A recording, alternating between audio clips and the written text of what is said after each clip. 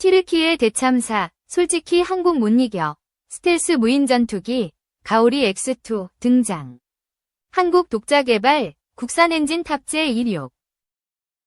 지난해 12월 26일 북한 소형 무인기가 군사붕대선 MDL을 넘어 서울 영공을 비행한 이후 군에는 미흡한 대응에 대한 지적이 쏟아졌다. 이에 군 당국은 소형 무인기 탐지 식별 체계 강화와 대드론 전력 배치 방침을 발표했고 드론 작전 사령부를 창설해 무인기 전력을 강화하겠다고 밝혔다. 오는 7월로 창설 가닥이 잡힌 드론 작전 사령부는 현재 운용 중인 무인기 외에 별도의 드론을 확보해 나갈 예정이며 핵심 전력으로 스텔스 무인기가 꼽힌다. 윤석열 대통령은 지난 1월 이종섭 국방부 장관에 연내 스텔스 무인기를 생산할 수 있도록 개발에 박차를 가하라 라고 지시하기도 했는데 최근 관련 소식이 전해져 화제다. 대북 정찰 등 작전에 투입될 스텔스 무인기가 이르면 다음 달 시험 비행에 나설 것으로 보인다. 나라장터 국가종합전자조달에 따르면 국방과학연구소 에드가 지난달 공고한 스텔스 형상 소형 무인기 제작 사업 1순위 사업자로 대한항공이 지난 12일 선정됐다. 우리 군 스텔스 무인기는 내년 말 전력화를 목표로 5월부터 10월까지 지상시험을 순차적으로 진행할 예정이며 초도 비행은 5월 말로 계획되어 있다. 이에 따라 본격적인 비행시험은 7월로 일정이 잡혔지만 에드 관계자는 정확하게 언제부터 된다고 아직은 말할 수 없고 추세를 봐야 할 것 같다 라고 말했다. 대한항공이 2010년부터 개발한 전익기 형상의 가오리 X는 유인 전투기와 팀을 이뤄 비행하는 무인 편대기와 스텔스 무인 정찰기의 바탕이 될 전망이다. 대한항공은 그 외에도 미익을 달아 기동성을 높인 쿠스 LW, 수직이 착륙 무인기, 하이브리드 드론 등을 개발 및 양산하고 있다. 한편 스텔스 무인기 초도 비행 계획을 접한 네티즌들은 예상보다 시제기가 훨씬 빨리 나오네. 대한항공이 이런 일을 다 하네. 기술 고도화해서 수출해도 좋을 듯. 좋은 소식이지만 추적 및 요격 자산 확보가 먼저입니다. 등의 반응을 보였다. 2. 북한 김정은은 지구상 최고 부자. 자살 결심하지 않으면 전쟁 못 일으켜. 전문. 신원식 국가안보실장이 북한이 자살을 결심하지 않을 것 같으면 전쟁을 일으키지 못할 것이라고 말했다. 신 실장은 13일 KBS의 일요진단에 출연해 미국 외교 전문지 포린 폴리시의 한반도 전쟁 발발 가능성이 1950년 한국전쟁 이후 최고조에 달했다는 내용의 기고가 올라온 데 대해 북한의 전쟁 가능성은 한국전쟁 이후 항상 존재해왔다고 설명했다. 그는 북한이 전쟁을 일으키려면 북한의 전쟁 준비가 충분해야 하고 대한민국이 그에 대응할 준비를 갖췄으며 한미동맹이 건전해야 한다고 말하면서 현재 한미동맹은 건전하고 대한민국은 선진국으로서 탄탄하다고 강조했다. 그러면서 그는 북한이 자살을 결심하지 않으면 전쟁을 일으키지 못할 것이라고 전 생각하고 있다 라며 북한이 전쟁을 일으킬지 여부는 북한의 결정이 아니라 대한민국의 의지와 방어태세에 달려있다. 북한이 전쟁을 일으키지 못하도록 우리 국민의 단합된 노력이 필요하다고 말했다. 신 실장은 북한이 최근 우리 군의 국군의 날 기념식 이후 매우 민감하게 반응하고 있다면서 이스라엘의 벙커 버스터에 의해 헤즈볼라 지도자가 제거됐는데 우리의 초강력 미사일 현무5는 그보다 10배 이상의 파괴력을 갖고 있다. 이로 인해 김정은이 큰 위협을 느꼈을 것이라고 설명했다.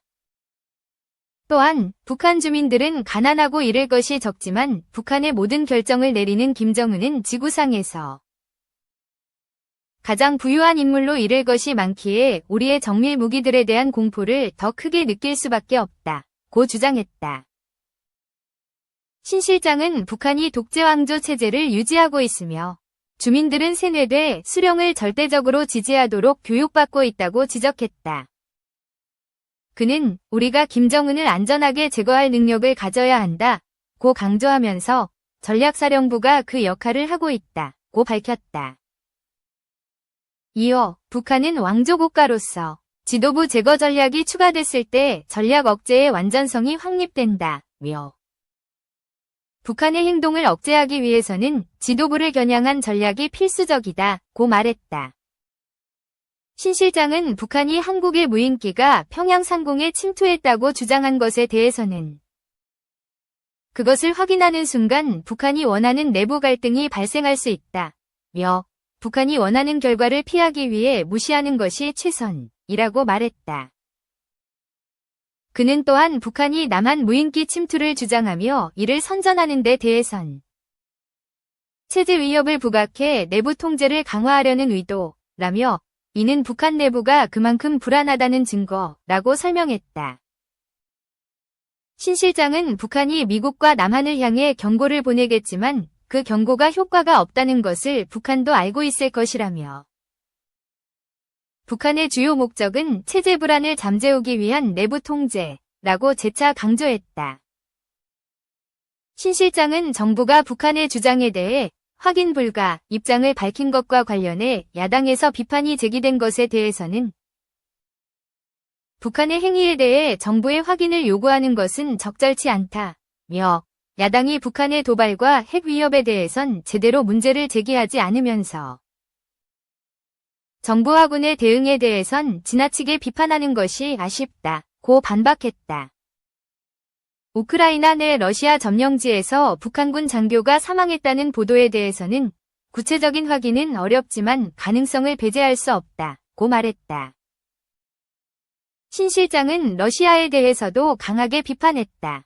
그는 러시아는 유엔 안보리 상임이사국으로서 세계 평화의 수호자 역할을 해야 하는데 우크라이나를 불법 침략했다. 자신이 서명한 안보리 결의안을 어기며 북한과 무기 거래를 하는 것은 변명할 수 없는 부적절한 행동이라며 러시아가 상임이사국으로서의 책임을 다하지 못하고 있다고 지적했다. 김대홍, 여러분, 안녕하십니까? 이류진단 라이브 김대홍입니다. 요즘 북한의 움직임이 심상치 않습니다. 한국이 평양에 무인기를 침투시켜 대북전단을 살포했다며 중대 성명을 발표했고 남쪽 국경을 영구 봉쇄하는 공사도 진행하고 있습니다. 또 하루가 멀다 하고 날리는 쓰레기 풍선. 최근에는 우라늄 농축시설까지 외부에 공개했습니다. 북한, 왜 이러는 걸까요? 그 의도가 궁금합니다. 한반도를 둘러싼 국제 정세도 복잡합니다. 바이든 미 대통령의 퇴진과 일본 이시바 총리의 등장으로 한미일 삼각공조가 새로운 시험대를 맞고 있습니다. 오늘 일요진단 라이브에서는 신원식 국가안보실장과 함께 한반도를 둘러싼 우리의 안보정책을 꼼꼼히 따져보겠습니다. 먼저 관련 영상 보시고 대담 이어가겠습니다. 김대홍, 보신 것처럼 한반도를 둘러싼 국내외 정세가 정말 어수선하고 혼란스럽습니다. 그 어느 때보다 치밀하고 효과적인 국가안보정책이 필요해 보이는데요. 그래서 오늘은 이분을 모셨습니다. 신원식 국가안보실장입니다. 안녕하세요. 김대홍, 전에는 장관 자격으로 해서 저희가 모셨습니다마는 오늘은 국가안보실장인데 본격적인 토론 시작하겠는데요. 북한 문제부터 저희가 시작해봐야 될 것 같습니다. 이 프로그램 보시는 시청자분들께서 가장 궁금한 게 평양 상공에 들어온 무인기 과연 우리가 보낸 거냐 이런 거거든요. 그러니까 그제였나요? 북한 외무성이 중대 성명 발표하지 않았습니까? 관련 영상 한번 보여주시겠습니까? 바로 저건데요. 무인기, 드론 같아 보이긴 합니다. 저게 이제 이동을 하다 보면 피라묶음통. 피라를 살포했다. 무인기에서 보낸 거다 이런 얘기를 하는데 남한이 무인기 드론으로 10월 3일, 9일, 10일 세 차례에 걸쳐서 심야 시간대에 평양 상공에서 피라 살포했다. 현재 국방부는 확인해 줄 수 없다 이런 입장이신데 실장께서도 보고는 받았을 것 같은데 어떤 입장이십니까? 신원식, 즉각 우리 군이 세 가지를 이야기했죠. 확인해 줄 수 없다. 그 다음 모든 책임은 북한에 있다. 우리 국민의 안전에 위해가 되면 강력하게 응징하겠다. 저는 그 입장이 적절하다고 보고요. 북한의 발표에 대해서 우리가 사실은 거기에서 일일이 대응을 하고 파악을 하고 있는 자체가 북한이 바로 원하는 바입니다. 북한은 얼마나 많은 도발을 하고 거짓말을 하고 억지 주장을 했습니까? 그때마다 우리가 그에 따라서 일희일비하는 것 자체가 북한에 말려드는 거기 때문에 군의 공식적인 합참에서 했죠. 공식적인 발표가 잘 됐다고 저는 생각합니다. 김대홍, 하지만 야당인 민주당에서 보면 정보 해명이 시시각각 변한다. 오락가락하는 것 아니냐. 확인해 줄 수 없다. 이 자체가 잘못된 거 아니냐. 이런 얘기를 많이 합니다.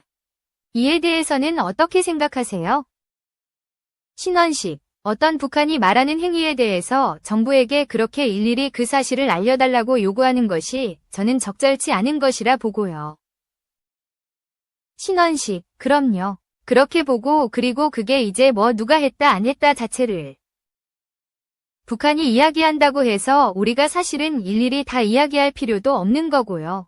해서도 안 되고. 북한은 얼마나 많은 도발을 했는데 우리가 촉구했는데 북한이 그에 대해서 응답을 한 적이 있습니까? 그래서 저는 야당이 아쉬운 게 북한의 많은 도발과 억지와 핵무장에 대해서는 전혀 어떤 제대로 된 비난이나 문제 제기를 안 하면서 거기에 대해서 우리 국민을 보호하기 위한 우리 군과 정부의 노력에 대해서는 너무나 가혹하다 할 정도로 문제를 제기하거든요. 제기 자체가 야당에서 신중했으면 좋겠습니다. 김대홍, 알겠습니다. 우리 군이 아니라면 민간단체도 보면 요즘 드론 많이 이용하지 않습니까? 민간단체에서 보낼 가능성은 없을까요? 신원식, 지금 여러 가지 가능성이야 다 있겠지만 그 자체를 확인해준다는 것 자체가 우리가 아마 또 다른 남남 갈등. 북한이 진짜 원하는 누가 보냈느냐? 책임이 누구냐? 그 다음 단계는 걷잡을 수 없이 우리 내부에 서로 갈등 상황이 전개되리라고 봅니다. 여태까지 경험으로 고려할 때. 그래서 북한의 저런 말에 대해서는 제일 좋은 것이 우리가 그동안 오랫동안 경험에 의하면 무시하는 것이 최고의 정답이다. 김대홍, 무시하는 것이? 알겠습니다. 하지만 어제 밤에 보면 또 김여정 노동당 부부장이죠. 우리 군이 확인해 줄 수 없다는 그 자체를 비판하면서 다시 발견되면 참변이 있을 것이다 이렇게 경고를 했어요. 이게 어떤 도발을 위한 명분 쌓기 아닌가 이런 생각도 드는데 어떻게 보십니까? 신원식, 도발을 위한 명분 쌓기 겸해서 그것보다 더 중요한 게 북한이 흔들리고 있는 내부 통제로 다시 긴장을 고조시키면서 하는 것이라고 봅니다. 북한은 사실은 아주 역설적인 체제인데요. 체제의 위협을 국민들이 인식, 체제 위협이 있어야 체제가 생존하는 묘한 역설적인 관계입니다. 그동안 북한이 여러 가지 체제 위협을 선전하고 했지만 이미 한류 문화에 유입이라든지 기타 세상의 정보가 들어가기 때문에 특히 북한의 MZ세대는 더 이상 체제 위협이 있다는 걸 잘 안 믿습니다. 그런데 이번에 아주 잘 된 거죠. 그래서 체제 위협으로 가장시킨 것이다. 그 비슷한 예를 보면 지금 오물풍선 보낸 거 있잖습니까? 언제부터 시작됐는지 아십니까? 바로 북한이 정찰위성 발사 실패 이틀 후인가부터 시작을 했습니다. 신원식, 그렇죠. 우리 대북풍선은 그전부터 보냈거든요. 민간단체가. 그런데 그때 왜 그렇게 했습니까? 실패하니까 그 관심을 위기를 조성하기 위해 돌려서 자기 내부 통제를 위한 목적이 가장 큰 거거든요. 왜냐하면 북한은 일반적인 공산권이 붕괴돼서 냉전이 해체될 때처럼 외부의 어떤 침략이나 외부와의 전쟁에 패전해서 된 것이 아니고 내부로 붕괴되었습니다. 북한 김정은이 가장 두려워하는 것은 내부로부터의 위협이거든요. 김대홍, 그런데 지금 말씀 어느 정도 일리는 저도 이해는 합니다마는 북한 입장에서 보면 평양상공에 무인기가 떴다. 피라를 뿌렸다? 어떻게 보면 북한의 방공망이 뚫린 거 아닙니까? 김대홍, 어떻게 보면 굉장히 치욕인데 그럼에도 불구하고 이거를 언론에 알린 이유가 더 좋다고 판단했기 때문에 그런 거 아닌가요?